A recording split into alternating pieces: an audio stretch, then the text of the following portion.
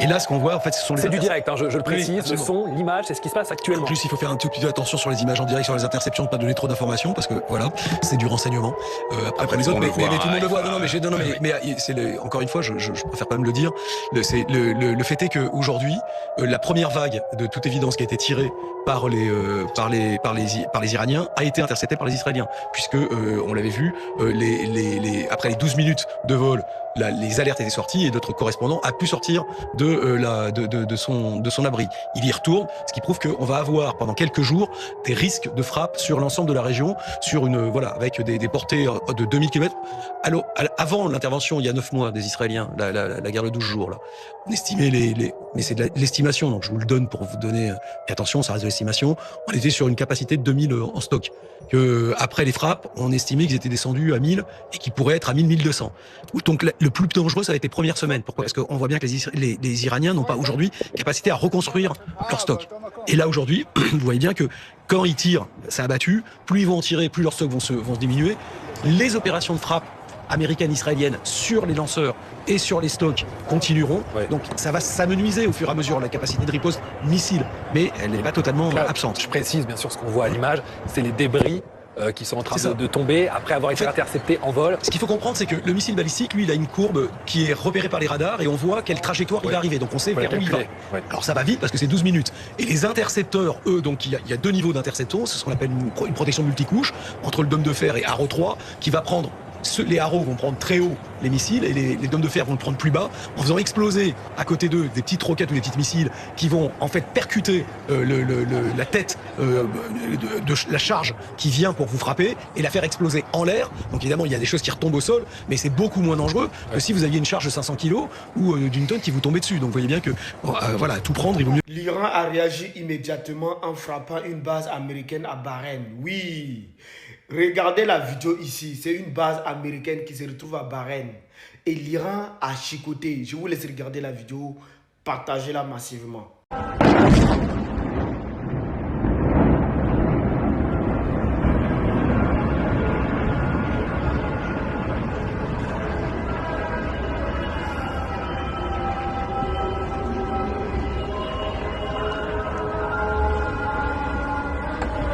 Israël vient donc de bombarder l'Iran. Ils ont frappé Téhéran, mais aussi d'autres villes autour de la capitale. Ces frappes ont eu lieu ce matin. Très tôt, nous sommes le samedi 28 février. Ces frappes consistaient à assassiner des états généraux. On n'a pas encore de communication du pouvoir iranien sur les dégâts et sur les éventuelles victimes.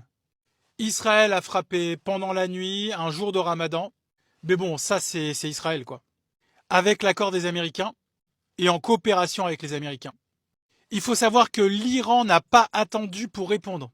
Elle a bombardé en retour certaines zones en Israël, mais surtout plusieurs pays du Golfe, et notamment une base américaine à Bahreïn. Alors pourquoi à Bahreïn ? Parce que justement à Bahreïn, ce petit état du Golfe, se trouve une base américaine stratégique. Il s'agit de la 5e flotte de l'armée américaine, qui coordonne toutes les opérations navales dans la région pour l'armée américaine et donc pour Israël. Alors, on va assister quand même à quelque chose de très différent de la guerre des 12 jours de juin dernier. Comme je vous l'ai dit dans mes précédentes vidéos, l'Iran s'est préparé à une agression surprise.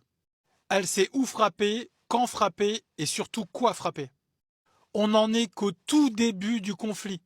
Alors, qu'est-ce qui risque de se passer dans les prochaines 48 heures ?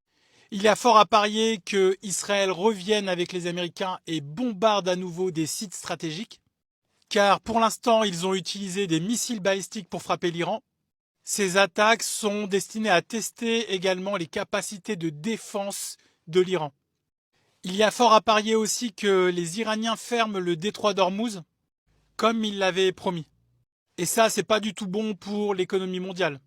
Il y a fort à parier aussi que les Iraniens sont en train d'organiser une grande riposte et qui va faire très très mal à l'entité. Les navires américains dans le golfe Persique ont aussi du souci à se faire. On sait que les Iraniens pourraient facilement faire couler un porte-avions américain avec leurs missiles balistiques, surtout s'ils ont acquis le SM-302 chinois, un missile hypersonique qui vole à basse altitude et quasiment inarrêtable. Surtout, restez connectés. Je vais vous donner les actualités au fur et à mesure du déroulement des événements et pas comme le feraient les médias mainstream en France. Donc, restez connectés, abonnez-vous si ce n'est pas le cas. À bientôt. Merde, ça chauffe, ça chauffe. Voilà ça que l'Iran est en train de riposter. L'Iran riposte. J'espère qu'il ne compte pas sur les Russes. Parce qu'il serait très mal déçu.